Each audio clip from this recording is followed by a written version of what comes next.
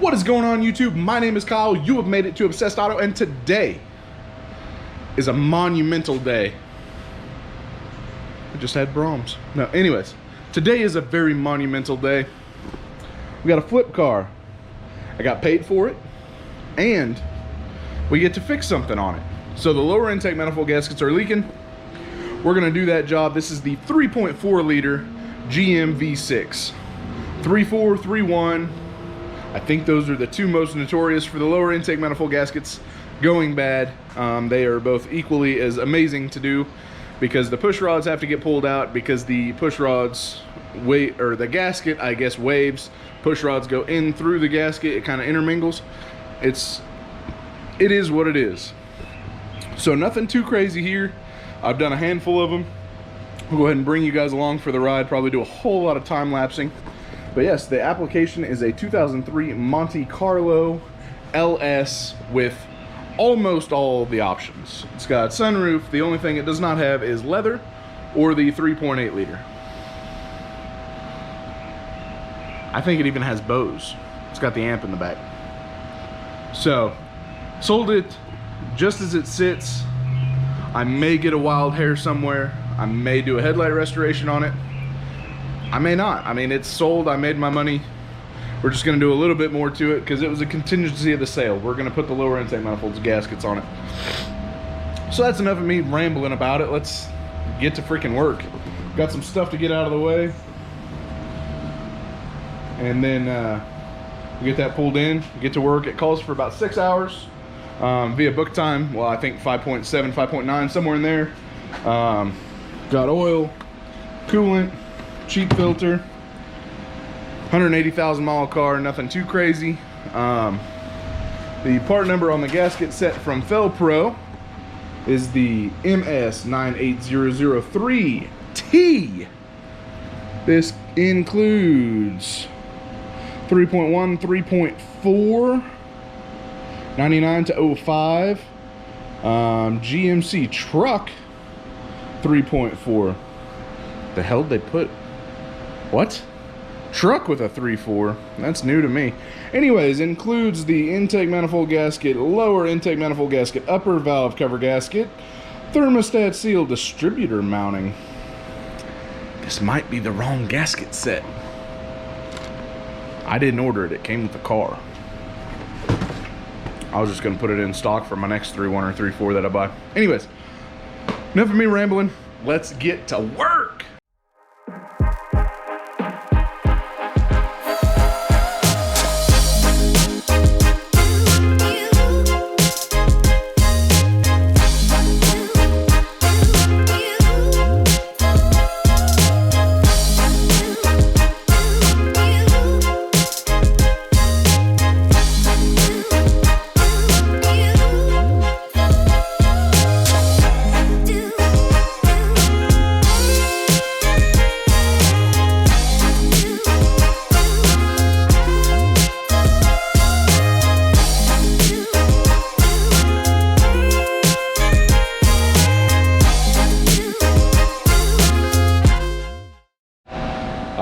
Let's look under the hood of this hot rod. Maybe. Hood struts work. All right. By God, she really got a K&N filter in there? Whoo, doggy, not for long. I'm gonna take that off and put cheaping in there.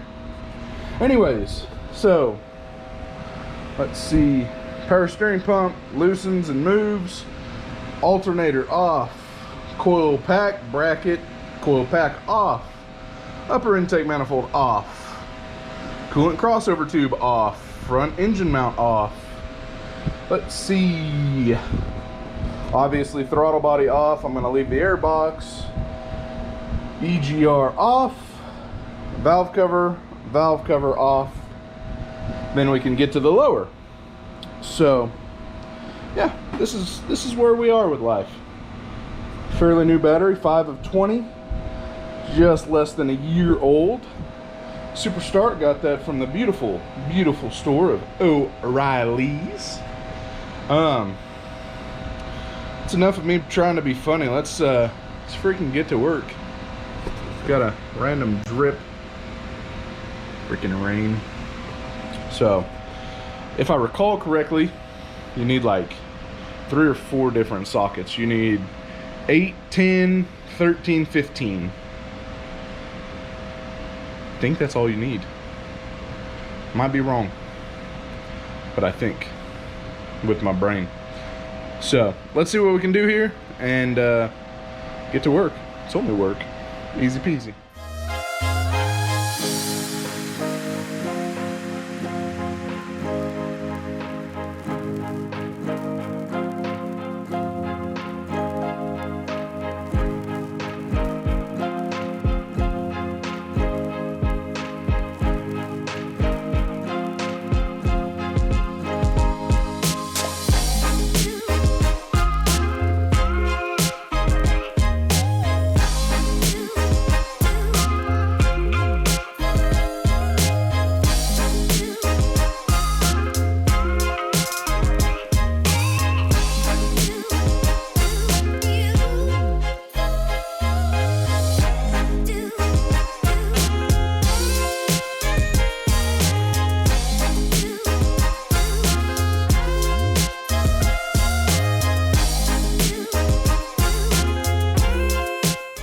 So just a few seconds for you guys equated to about an hour and a half for me. Intake off, upper and lower. Valve covers both off. Push rods are out of there. Power steering pump loose and pushed out of the way so that I can get clearance. Let's see. Yeah, that's about it. So got the lower intake manifold right there. You don't need to take off all of the water jacket and everything like that on the side for the thermostat housing. You can leave that all as one assembly. Let me see here. Where else did I cut some corners? Fuel lines can stay on. You can just drape the fuel. Coil pack can stay connected to the front bank. Loosen up the fuse panel. Loosen and remove the coolant reservoir. I just pinch it right there just so I know she's not going to leak anywhere. Let's see. Oh, and here's the old gaskets. As you can tell, they've got some miles on them for sure, but they don't look terrible until, that is, you get to this water jacket right here. That was the culprit of our leak. That is why this engine was doing what it was doing. So yeah, good times. I still need to open up the box with the new gaskets just to verify that it is correct. Yeah, I mean, 180,000 miles. They've definitely been replaced at least once because those are Felpro gaskets. So yeah, anyways, I'll see you guys in the next clip when I am putting this thing back together. So I have a correction on the time. It took about an hour to get to that point. 1 hour. Got this cool little low jack app on my phone called Life 360, and it informed me that I got back from O'Reilly's at 3:19. And I started working on this thing about 5 to 10 minutes after I got back. And the time that I stopped was 4:20. So yeah, about 1 hour in, gaskets are off. I'm getting ready to open this box right here to verify it is correct. Get some of this crap out of the way here. Oh, I love this freaking... I love my Autel Ultra. However, the VCIN is just freaking massive.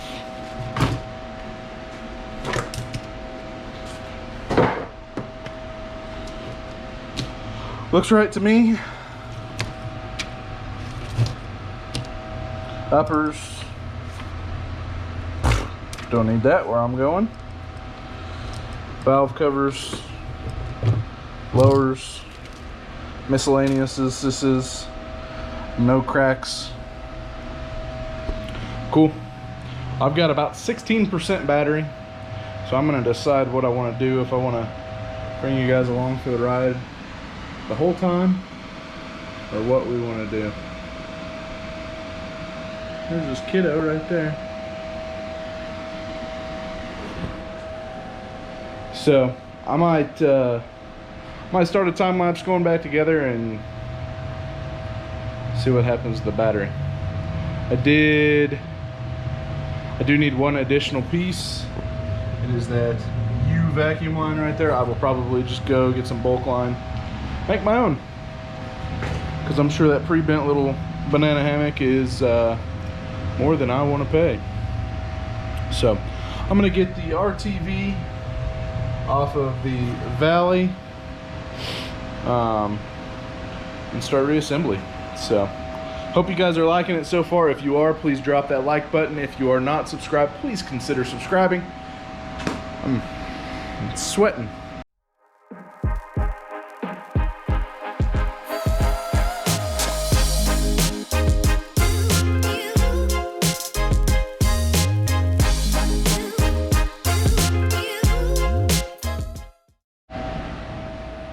Alright guys, so here we are.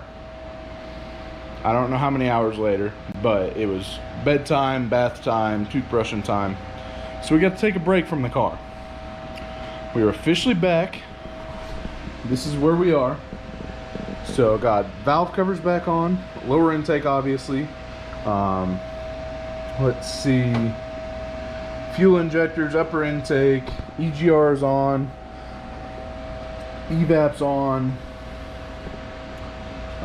power steering pump is back on, the bracket for the alternator right here is back.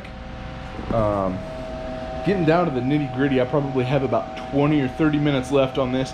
I do need to make a run for the parts store, not because of anything that I did, but because this line right here is just so old and weather checked that it is just deteriorating. So I need to go see if they have something that I can use for that. And then there was something else that I was gonna show you, and I am totally forgetting.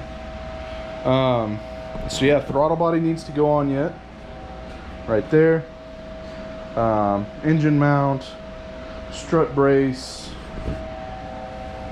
fender brace, I assume is what that is. I'm not positive. So yeah, we're gonna do all that. Let's see. Yeah, we are literally getting down to the nitty-gritty. So that's all I have for you guys for the update. I am gonna set you on a time lapse again for the reassembly. I'm not sure where the battery died last time, but we are good to go here. Oh, coil bracket needs to go back on with the coil.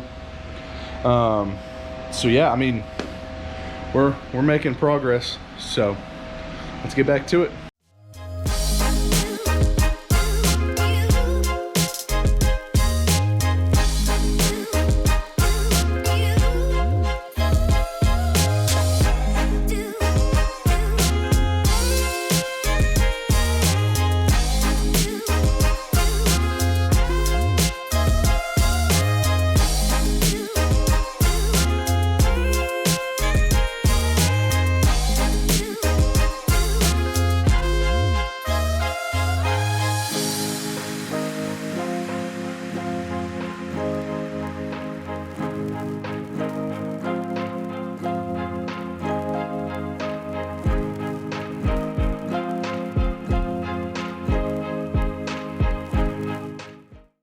It's alive.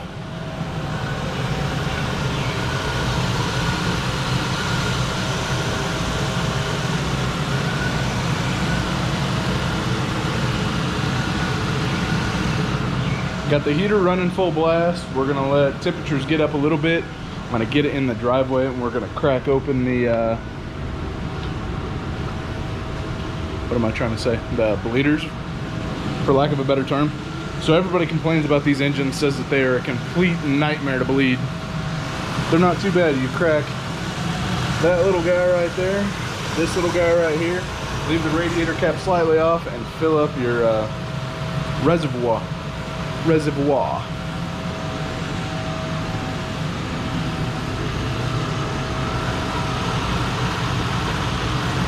So yeah.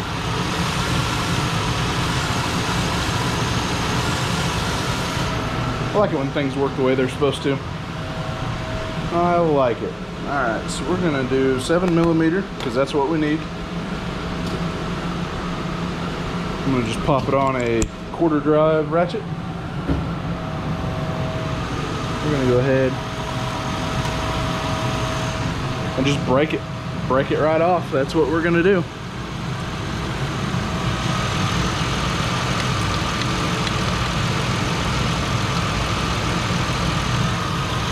That's fun. That's real fun, bud. Let's try the 10. See what the 10 does.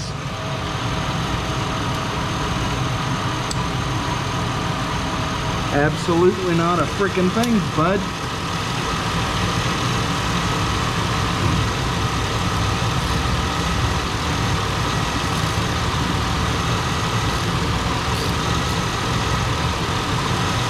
That's freaking sweet.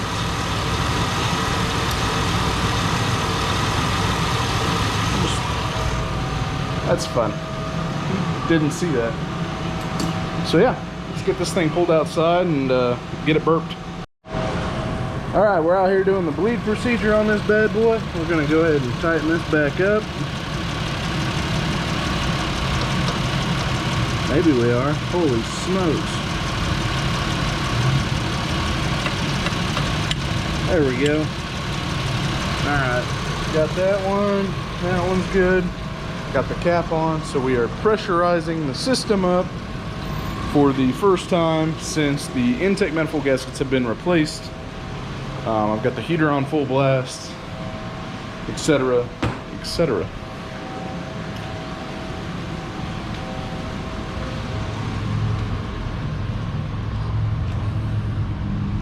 Figured out, sunroof does indeed work.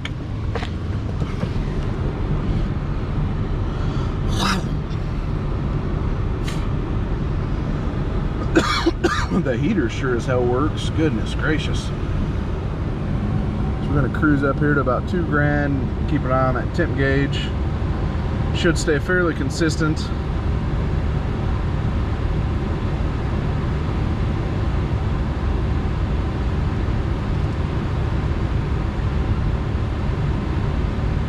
Like it. Alright, so the heater's working for sure. I'm cutting that back to ambient air, which is still not going to be cold. But it's going to feel a heck of a lot better than what we got going on outside right now. Or what we got, it is outside. What we got going on with the heater. Look at these big old windows. Hell yeah. So anywho, we're just cruising right along. I'd say total time on this repair, I probably have about 2.5 hours total. That includes what I'm doing right now. So from what I can tell, I don't have any leaks, anything of that. So I'm gonna fill up my coolant one more time with water, top off the reservoir, and take this thing for a spin. Make sure that everything's working the way it ought to be. So anyway, that's the gist of this. This was not a how-to video by any means. It was basically just me working on my flip car. Gonna be a montage. I didn't really slow down, grab the camera or anything like that. It is literally just time-lapse footage of me working on this. Honestly, if you have any questions about taking off the intake manifold on a 3.4, leave a comment down below. I'd be more than happy to try to help you. If not, there are tons of YouTube mechanics that I'm sure follow my page, and I'm sure they would be more than happy to help you out down there. So the gist of what needs to come off: engine mount, Power steering pump, alternator belt, obviously. Coil packs. Let's see. Basically, this tube just has to come out of there. All the electrical. Unbolt the EGR right there. You can leave the fuel lines hooked up. You just basically take your injection system, pull it. I removed the crash bar, I removed the strut brace, and then I removed the fuse panel and the reservoir. Pulled the fuse panel over, reservoir up here. Both valve covers, obviously upper intake. That's almost it. I mean, it's fairly straightforward once you start digging into it. But yeah, like I said, I mean, if you've got any questions at all, if you're trying to do this on your own, go ahead and leave a comment. I'd be more than happy to help you out. So yeah, not too shabby. Looked in the center console and found a bottle of peach schnapps, so we got that going for us. Let's party. Tons of coolant. Gonna have to pressure wash my driveway tomorrow. And then obviously I showed you the dents in the previous video. Dent there, and obviously the fender is completely effed. But honestly, from the inside, it doesn't look terrible. Obviously we bow a little bit right here, but I honestly think it'll bolt a new fender no problem. The light's got an issue with wiring. Had no idea about that. Well, hell, while I was right here at the door out, I took a look at that temperature gauge, make sure everything's kosher. Dead center. All right, so that's where I'm at. I'm gonna toss you guys in the passenger seat. I'm gonna get this hood shut, get the buggy moved, and take this thing for a maiden voyage. Let's do it. All right, so came and got 2 gallons of gas at Quick Shop. I was gonna go to Sam's, but apparently they freaking closed down their pumps at 9 p.m. Who would have freaking guessed that? That is silly. Anywho, so I still have the low fuel light on. I don't care about that, but it's been running / idling for about 5 to 10 minutes, and we're just north of dead center on the gauge. I will take that every single time. So I'm just going around one more block just to make sure everything is tip top and the kid can come and get it tomorrow. It is already paid for. He's got the title. All I did was the work to it. So I'll get the tag pulled off of it, and that'll be that. Yeah, I really don't know why the low fuel light's on. It should be off by now, because it shows that I've got a 1/16 of a tank. I just put in 2 gallons. So unless it's one of those weird gauges that shows empty at 2 gallons, I don't know. So anyways, that's the update. We're just cruising right along. Everything's working proper. I'll touch base with you guys when I get home, unless something crazy happens. All right, there you have it, the story of the Monte Carlo that could. So that's all I've got for you guys. This thing's fixed. It's the end of my day. I did lose 1 tool with it, so I'm gonna have to get with my tool guy and get that replaced. I forgot about it until I went on my test drive, and by then I assume it was too late. So anyways, if you guys did like this video, please slam that like button. If you do have any questions, like I said, about doing a lower intake manifold gasket on a 3.4 liter, 3.1 liter, they're about the same. They are the same. Go ahead and leave a comment down below. I'm sure if I can't help you, somebody else can. If you do like content like this, go ahead and subscribe. Typically I would slow down, do like a little how-to thing, but I just want to get this knocked out. It's Saturday. I just wanted to chill, and as you can tell, we didn't get that opportunity. Well, I do now. So anyways, that's all I've got for you guys. Until the next video, have a great day. Now the fun part, cleaning up my mess and putting all my tools away.